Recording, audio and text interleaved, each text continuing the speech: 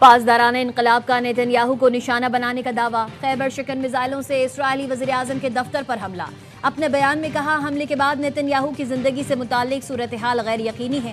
اسرائیلی فضائیہ کے کمانڈر کے ٹھکانے کو بھی نشانہ بنایا گیا۔ ایران کا اسرائیل پر خود کش ڈرون سے بھی حملہ، بیت شمس میں 9 اسرائیلی ہلاک ہوئے، 777 زخمی ہو چکے ہیں۔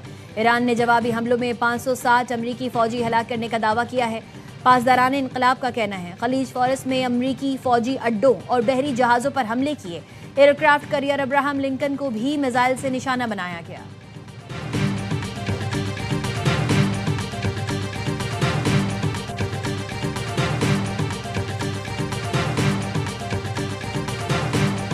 ایران پر اسرائیلی اور امریکی حملوں میں 555 ایرانی شہید۔ تازہ حملے میں تہران کا ایمرجنسی سروسز کا دفتر تباہ، عملے کو نقصان پہنچا۔ تہران میں گاندھی اسپتال کو بھی نشانہ بنایا گیا۔ وسطی شہر سانداج پر 6 میزائل داغے گئے، کئی رہائشی عمارتیں اور پولیس اسٹیشن ملبے کا ڈھیر بن گئے، 2 شہری شہید، متعدد زخمی ہو گئے۔ وسطی شہر کرملن میں ایئرپورٹ کو نشانہ بنایا گیا۔ اسرائیلی فوج کا کہنا ہے، ایران پر 30 گھنٹوں کے دوران 2000 بم گرائے گئے۔ اسرائیلی فوج نے ایرانی فضائی حملوں کی نئی ویڈیو جاری کر دی۔ ایران کی ballistic missile launcher, missile units, air defence اور فوجی تنصیبات کو نشانہ بنایا گیا۔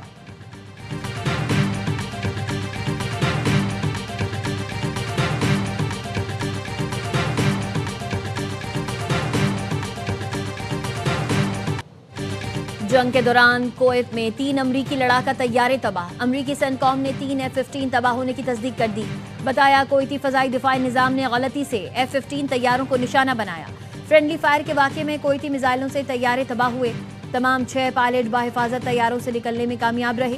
ایران نے بھی کویت میں امریکی فائٹر جیٹ مار گرانے کا دعویٰ کیا ہے۔ عراق میں ایران کا امریکی فوجی اڈے پر ڈرون سے حملہ، سعودی میڈیا کے مطابق ایرانی حملے میں اربیل شہر میں اسلحہ ڈپو کو نشانہ بنایا گیا۔ ایران نے بحرین کی سلمان پورٹ پر موجود امریکی بحری بیڑے کو بھی میزائلوں سے نشانہ بنایا۔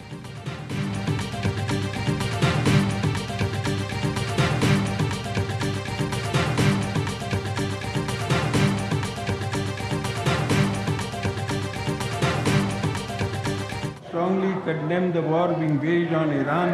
We have reaffirmed our support for sovereignty and territorial integrity. I join all Pakistanis to condoling the martyrdom of Iran's supreme leader, Ayatollah Ali Khamenei. May Allah grant him highest place in Jannah. Iran پر جنگ مسلط کرنے کی سختی سے مذمت کرتے ہیں، پڑوسی ملک کے استحکام کے لیے اپنی حمایت کا اعادہ کرتے ہیں۔ تمام پاکستانیوں کے ساتھ میں بھی آیت اللہ خامنئی کی شہادت پر تعزیت کرتا ہوں۔ صدر آصف زرداری کا پارلیمنٹ کے مشترکہ اجلاس سے خطاب، کہا، بھارتی قیادت کا کہنا ہے وہ ایک اور جنگ کے لیے تیار ہے۔ میں یہ بتانا چاہتا ہوں، ہر جارح دشمن عبرتناک شکست کے لیے تیار رہے، کوئی غلطی نہ کرے، ہم آپ کا مقابلہ کرنے کو تیار ہیں۔ پوری قوم مسلح افواج کے ساتھ کھڑی ہے۔ بھارت نے افغانستان کے راستے پر آپریشن تیز کیے تو طالبان رجیم نے دیکھ لیا، آخری حد عبور کرنے پر پاکستان کیا کرتا ہے۔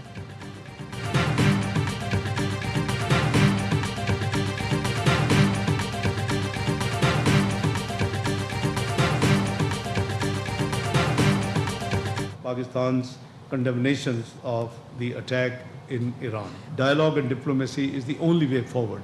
We all need to work together to bring it back to the original, the agreed principles to move. Pakistan کو خلیجی ممالک پر ایرانی حملوں پر افسوس ہے۔ ایران کی جانب سے حملے اپنے دفاع میں کیے گئے۔ پاکستان مسلسل مذاکرات اور سفارتکاری پر زور دیتا آ رہا ہے۔ نائب وزیر اعظم اسحاق ڈار کی غیر ملکی سفیروں کو بریفنگ، کہا، افغانستان میں دہشت گردوں کی محفوظ پناہ گاہیں ہیں۔ کئی بار افغانستان سے بات چیت کی کہ اپنی سرزمین پڑوسی ممالک میں دہشت گردی کے لیے استعمال نہ ہونے دیں، لیکن نتیجہ صفر رہا۔ پاکستان نے اپنے دفاع میں آپریشن غضب للحق کا آغاز کیا۔ نائب وزیر اعظم اسحاق ڈار سے چین کے سفیر کی ملاقات، خطے کی صورتحال پر تبادلہ خیال۔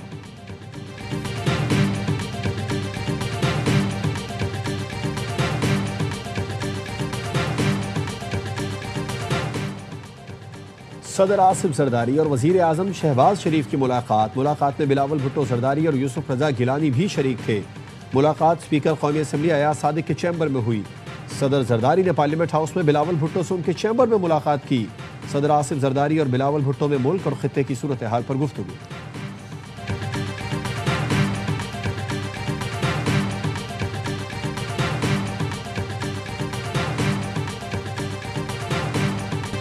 افغان طالبان رجیم کی جارحیت کے خلاف آپریشن غضب للحق جاری، فضائی کارروائیوں میں 51 اہداف کو نشانہ بنایا گیا۔ وزیر اطلاعات عطا اللہ تارڑ کے مطابق افغان طالبان رجیم کے 435 کارندے ہلاک اور 630 سے زائد زخمی ہو چکے ہیں۔ 188 پوسٹیں تباہ، 31 پر قبضہ کیا گیا۔ افغان طالبان رجیم کے 188 ٹینکس اور مسلح گاڑیاں تباہ کی گئی۔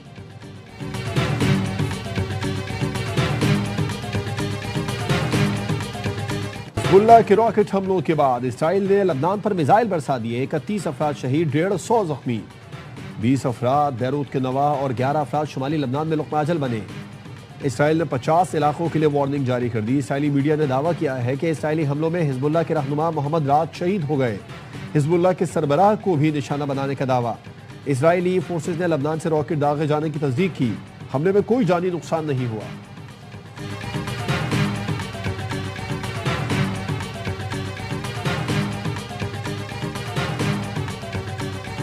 The entire military command is gone as well, and many of them want to surrender into saving their lives. They want immunity. Combat operations continue at this time in full force, and they will continue until all of our objectives are achieved. خامنائی سمیت ایران کے اعلیٰ commander مارے گئے، ایران کی military کمان مکمل ختم کر دی۔ امریکی صدر ڈونلڈ ٹرمپ کا دعویٰ، کہا بہت سے لوگ ہتھیار ڈالنا چاہتے ہیں، ایرانی فوجی جنرل جان بچانے کے لیے سرنڈر کر رہے ہیں۔ محب وطن ایرانی قوم فوری طور پر حکومت پر قبضہ کر لیں۔ 9 بحری جہاز اور ایرانی بحریہ کے ہیڈ کوارٹرز کو تباہ کر دیا۔ امریکی سینٹ کام کا کہنا ہے پاسداران انقلاب کا ہیڈ کوارٹر مکمل تباہ کر دیا گیا۔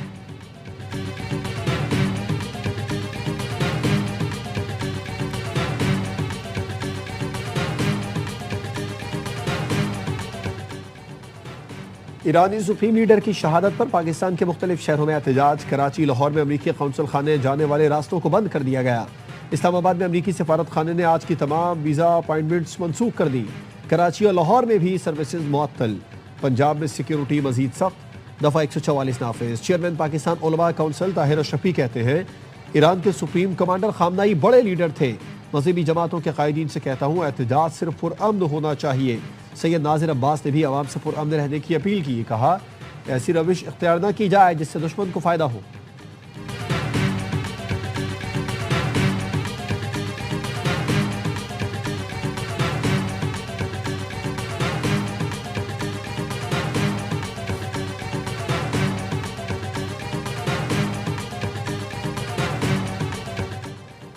ایران کا سعودی عرب کی تنصیبات پر حملہ، سعودی پریس ایجنسی نے وزارت دفاع کے حوالے سے بتایا ایران کی جانب سے آج راست انوار کی آئل ریفائنری پر 2 ڈرون فائر کیے گئے جنہیں فضا میں ہی تباہ کر دیا گیا۔ ڈرون کا ملبہ گرنے سے ایرامکو کی تنصیبات میں آگ بھڑک اٹھی تھی جس پر قابو پا لیا گیا۔ راست انوار کی آئل ریفائنری کو بند کر دیا۔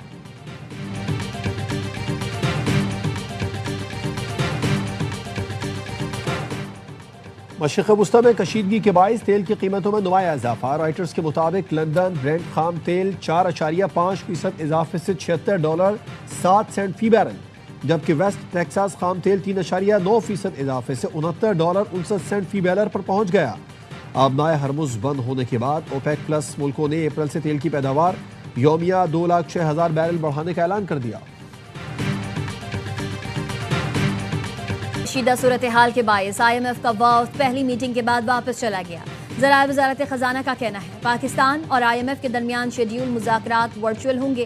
IMF وفد کے ساتھ آج اہم میٹنگ شیڈیول تھی۔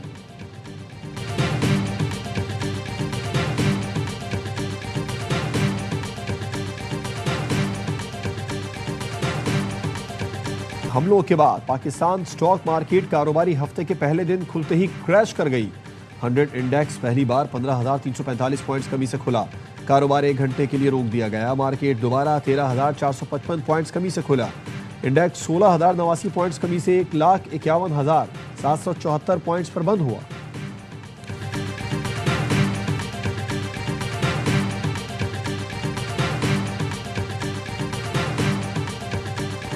سونے اور چاندی کی قیمتوں میں اضافہ، فی تولہ سونا 13,300 روپے مہنگا 5,63,862 روپے کا ہو گیا۔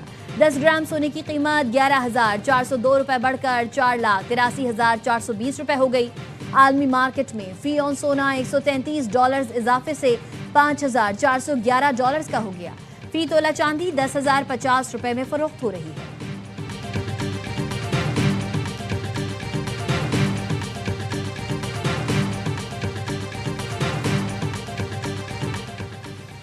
पंजाब की मुस्तकिल सिक्योरिटी के लिए बाइक समेत तमाम गाड़ियों पर ई टैग लगाने का फैसला। अमन व अमान से मुतालिक इजलास में मरियम नवाज ने जदीद तरीन ड्रोन डिफेंस खरीदने के लिए फौरी इक़दामात का हुक्म दे दिया।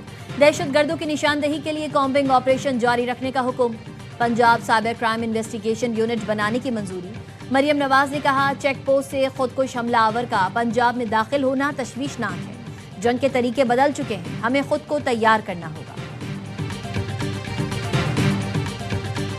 10 मुल्कों की फ़ज़ाई हुदूद बंद होने से हज़ारों परवाज़ें मुतासिर, लाखों मुसाफिर रुल गए। Iran, Iraq, Israel, Kuwait, Bahrain, Qatar, शाम, मुत्तहदा अरब अमारात, लबनान और उर्दन की